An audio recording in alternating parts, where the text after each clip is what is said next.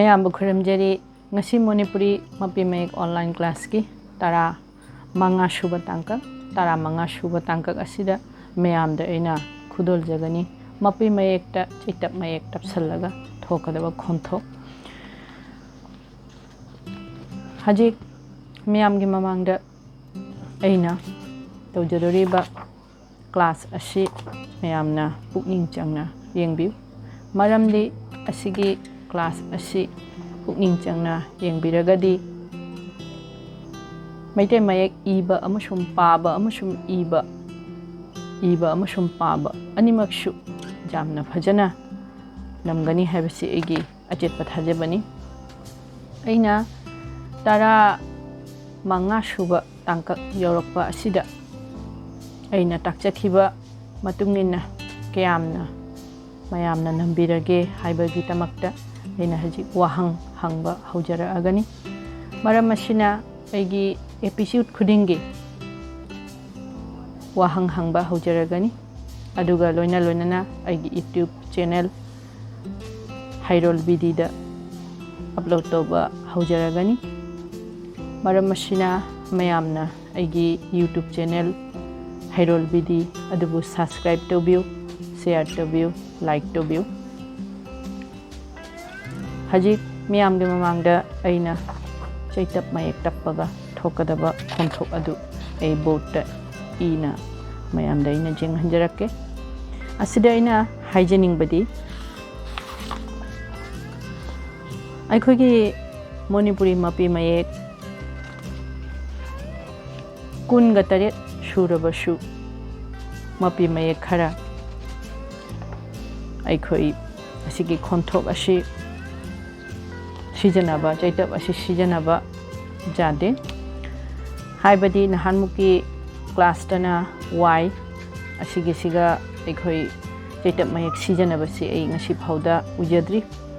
uragadi ai angkamu class ta ai jenghanjarake aduga loina siga unga iga leibanina asida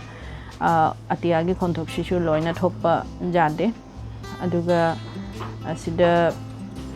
asigi ahumsi asigi marisi aikoi asigi chaitap mayek nipanche tappa jadabana ai asigi si tangai jaraga chaitap mayek nipan tappa jaba adugi khonthok thokpa mayam se ai hajik mayam da ijara age hajik aina haujadoriba ashi phamdagi mayam da aina iba haujarake mayam yengbisi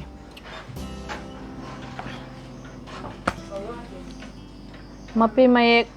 ta chaitap tappaga thokpa khonthok asida aina ahamba idoisi pham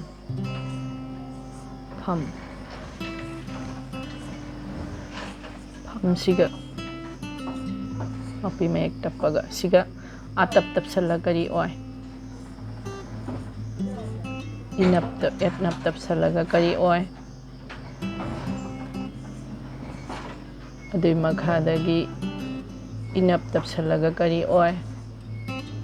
adugi makhada unap tapsallaga kari oi adugi makhada asigana shaunap phamda shaunap tapsalle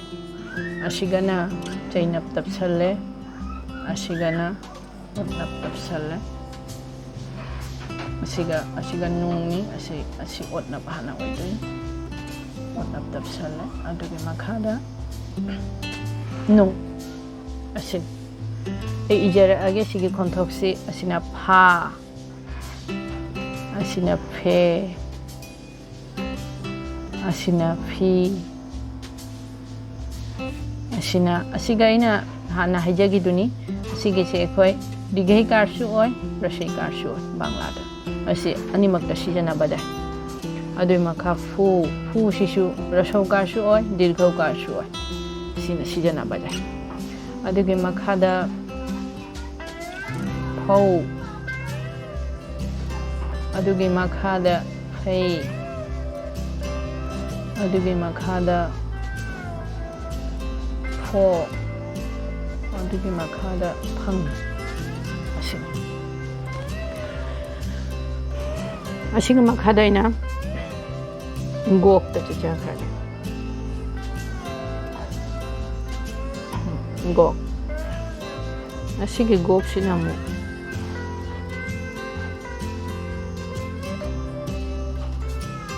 ꯑꯁꯤ ꯒꯣꯛꯁꯤꯒ ꯑꯩꯅ ꯑꯇꯞ ꯇꯞꯁꯜꯂ ꯀꯔꯤ ꯑꯣꯏ ꯑꯇꯞ ꯇꯞꯁꯜꯂꯒ ꯒꯥ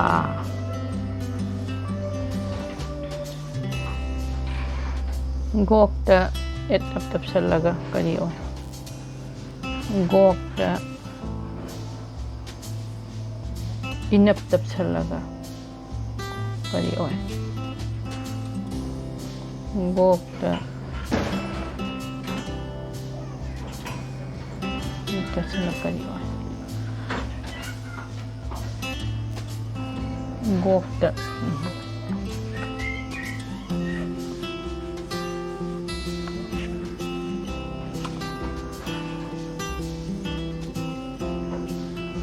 गोक्ता शौनप तपसला करी ओय गोक्ता चैनप तपसला करी ओय गोक्ता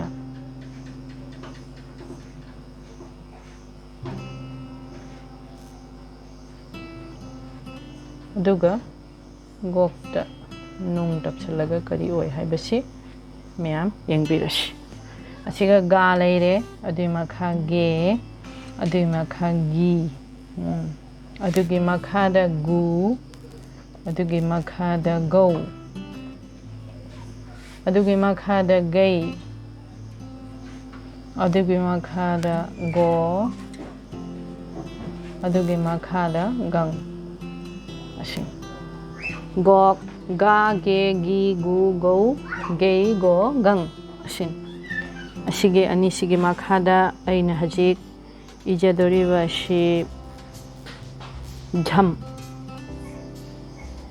येंगा लिंबियां झम झम सिगना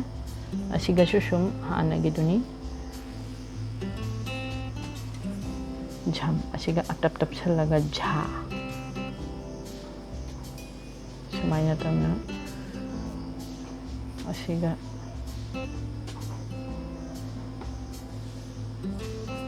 अटप तछलगा झे असिगा असिगना अटप तछलगना एचेन इनप तछलगना झी अदुगी मखादा असिगा स्वाइसिगा गे खुचिंगनी झी झीगी मखादा झू झू अदुगे मखादा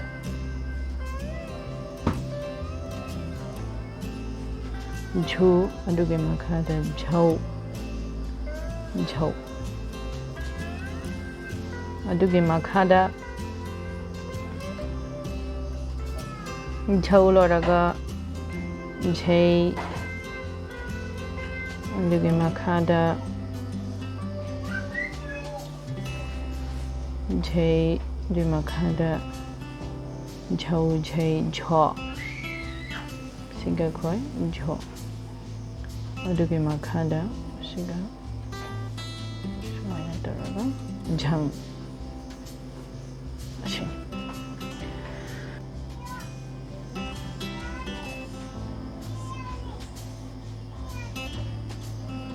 राय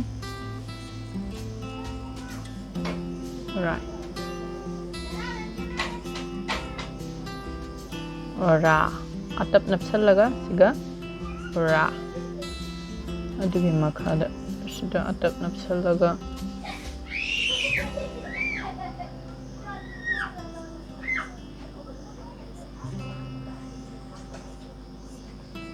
असिगना इनप नपसलगा री अदुगी मखादा असिगा असिगना रू अदुगी मखादा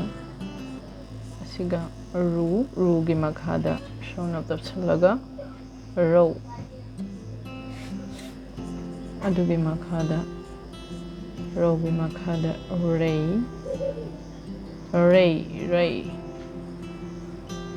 Adugi makhada Ro. Adugi makhada Rang.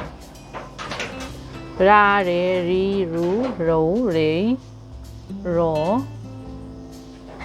Rang. Adugi makhada Ba. Ba shigachu ikhoina je ba. Adiki asigi maki mapi mai ki khonthok shu ba shiga ibadashu ba shigi ba. Ba gi khonthok lakani adugi makhada asigi shumaina tawraga shitaraga hetnap. Adugi makhada asiga gi shumaina tawna kotlani shilani shishonda kachanjalani. Ashina B. Adugi makhada shumaina tawraga bow. Adugi makhada shumaina tawraga bay. Adugi makhada shumaina tawraga asigisi amumu kotpada harap tama yauri muthatlaga angka mu phajana tawna yu asigisi adugi makhada ba be bi adugi makhada bow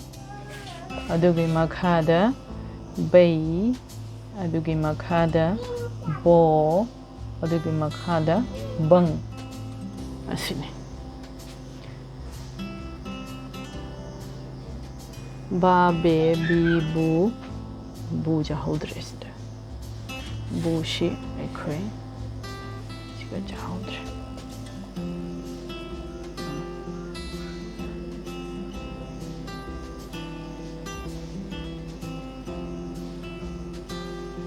bu asigi khonthokshi asigi makhada aina tik tawdoina jil haibadi ngasigi aloiba class ke aloibani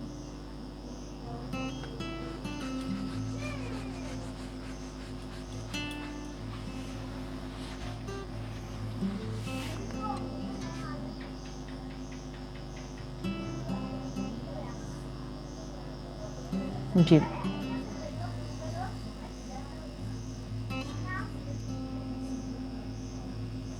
shumaina irani aka shumaina irani shika shumaina irani roshika shumaina irani roshoka shumaina irani shaunap haibadi Okar. Dugi makhada sina oikar. Oikar haibasi ekhoigi kinodana chainap haire. Dugi makhada sina okar. Si okar si ei khoidana potnap haire. Adu nung haibadi onushar haibani. Si onushar si ekhoi siga thame. Doidi ei hajik isal ira age ja je asigi si borgyo josu oi natragana antasta josu adi makhadagi ji sina ju adugai sina jau adugi makhada asina jai adugi makhada sina jo adugi makhada sina jang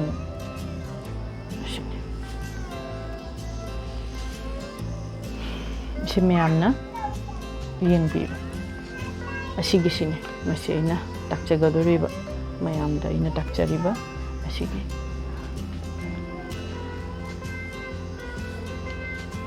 mayamna asigi hairiba aina haijariba khonthok asi loibagi matungda aina angangshinga class ama laujagani aduga loina loinana aigi YouTube channel aduda aina upload tawjarakani mauna hashinga shu phambinana aina tawjariba class asi ga class oina mauna hashinga shu ai share tawjarakani class ama aina hangjariba YouTube channel asigi mamangda aina episode tara nithoi tara humdoi haibadi tara nithoi humdoi aina tawkhiba adu natana ai haji adugi dusu aina YouTube da thangalakani aduga loina anauba asishu ai YouTube channel da thangatlaga aduga asolomda ai share tawjarakani miyam yengbisi aduga ngasi aina asida aina wahang hangjagani haibadu ai wahang hangba hojara age wahang se mayamna tabiu aigi asigi ngasigi class asida chaitap mayek aina konthokta happy ba chaitap mayek si kayano adu mayamna akhoi mitei mayeki chaitap mayek si kyano ase mayamna ingonda paukhum pibiro ngasigidi aigi Manipuri online class tara manga shuba tangka matang asida loisinjare mayam bamu khuramjare